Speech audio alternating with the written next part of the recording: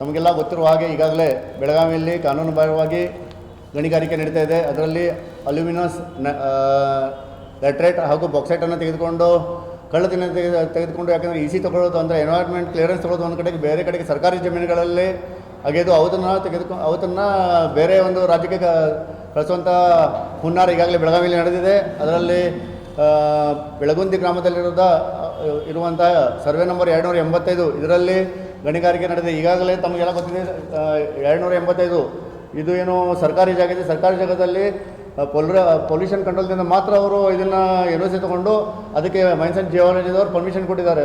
Permission ಕೊಡಬೇಕಾದ್ರೆ ಸರ್ಕಾರಿ ಜಾಗದ ಮೇಲೆ ಇವರು ಯಾವ ರೀತಿ ಮೈನಿಂಗಕ್ಕೆ ಪರ್ಮಿಷನ್ ಕೊಟ್ಟರು ಅನ್ನೋದು ಕೂಡ ಇಲ್ಲಿ ಪ್ರಶ್ನೆ ಬರುತ್ತದೆ. ಯಾಕಂದರೆ ಇದರಲ್ಲಿ ಸರ್ಕಾರಿ ಜಮೀನು ಇರಬೇಕಾದ್ರೆ ಈಗಾಗಲೇ ಹಿಂದೆ ಜನಾರ್ದನ್ ರೆಡ್ಡಿ ಅವರ ಮೇಲೆ ಸರ್ಕಾರಿ ಭೂಮಿಯಲ್ಲಿ ಈ ರೀತಿ ಮೈನಿಂಗ್ ಮಾಡೋದಕ್ಕಾಗಿ ಅವರು ಶಿಕ್ಷೆಗೆ ಕೂಡ ಒಳಗಾಕಿದ್ದಾರೆ. ತಮಗೆಲ್ಲ ಗೊತ್ತಿರುವಂಥ ವಿಷಯ. ಲಕ್ಷ ಕೋಟಿಗಟ್ಟಲೆ ಈಗಾಗಲೇ ಅವರು ಸರ್ಕಾರಕ್ಕೆ ನುಕ್ಸಾನ್ ಮಾಡಿದ್ದಕ್ಕಾಗಿ ಅವ್ರ ಮೇಲೆ ಏನು ಪರಿಣಾಮ ಅದೆಲ್ಲ ತಮಗೆ ಗೊತ್ತಿದೆ. ಅದೇ ರೀತಿ ಇವತ್ತಿನ ದಿವಸ ಕೂಡ ಏನು ಇದು ಬೆಳಗಾವಿಯಲ್ಲಿ ಸರ್ವೆ ನಂಬರ್ 285 ಬೆಳಗುಂದಿಯಲ್ಲಿ ನಡೆದಿರುವಂತಹ ಸರ್ಕಾರಿ ಜಮೀನಲ್ಲಿ ಏನು ಇಲ್ಲಿಗಲ್ ಮೈನಿಂಗ್ ಆಗಿದೆ ನಡೀತಾ ಇದೆ, ಅದರ ಬಗ್ಗೆ ಸಂಬಂಧಪಟ್ಟ ಅಧಿಕಾರಿಗಳ ಮೇಲೆ ಸಂಬಂಧಪಟ್ಟ ಅದೊಂದು ಮಾಲಿನ್ಯ ರಿಸೋರ್ಸಸ್ ಅಂತೇಳಿ ಒಂದು ಕಂಪನಿ ಇದೆ, ಅದರ ಮೇಲೆ ಆ್ಯಕ್ಷನ್ ಆಗಬೇಕು. ಅದರ ಮೇಲೆ CBI ಎನ್ಕ್ವೈರಿ ಕೂಡ ಆಗಬೇಕು.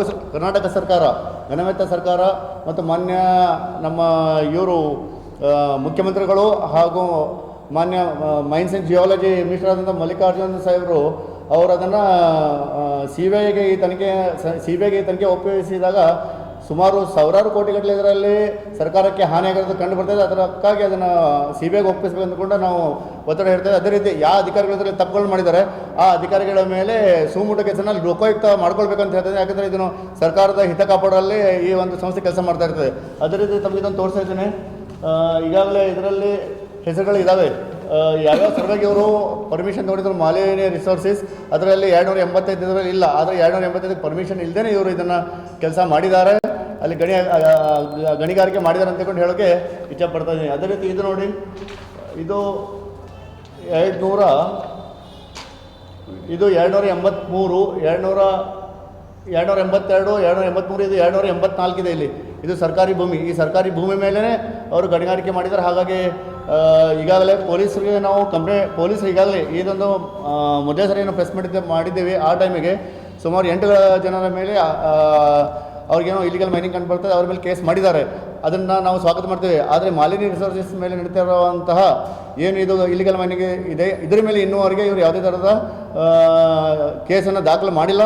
ಮತ್ತು ಅದರಲ್ಲಿರುವಂಥ ಶಾಸಕರದು ಅವರು ಒತ್ತಡ ಇದೆ. ಯಾಕಂದರೆ ಅದರಲ್ಲಿ 4 ಜನ ಅವರು ಸಂಬಂಧಪಟ್ಟವರಿದ್ದಾರೆ. ಇದು ದೇವಚಂದ್ ಪಾಟೀಲ್ ಹಾಗೂ ಇವರು ತವನ್ ಪಾಟೀಲ್ ಮತ್ತು ಸಂತೋಷ್ ಪಾಟೀಲ್ ಅಂತೇಳಿದ್ದಾರೆ. ಇನ್ನೂ ಕೆಲವರು ಇದ್ದಾರೆ ಅದರಲ್ಲಿ. ಸೊ ಇವರೇ ಕೂಡ ಇದನ್ನು ಮಾಡಿಕೊಂಡು ಎಸ್ಟಿಮೇಟ್ ಕಮಿಟಿಗೆ ಒಂದು ಪ್ರಶ್ನೆ ಮಾಡ್ತಾರೆ. ಎಸ್ಟಿಮೇಟ್ ಕಮಿಟಿದ ಮೆಂಬರ್ ಆಗಿದ್ದಾರೆ. ಅವರು ದುರ್ಬಳಕೆ ಮಾಡಿ ಅಧಿಕಾರಿಗಳ ಮೇಲೆ ದಬಾವ ತಂದು ಅವರಿಗೆ ಅನಿಸೋ ಕೆಲಸ ಮಾಡ್ತಾಯಿದ್ದಾರೆ. ಇದೇ ರೀತಿ ಹಿಂದೆ ಕೂಡ ಮಾಡಿದ್ದಾರೆ.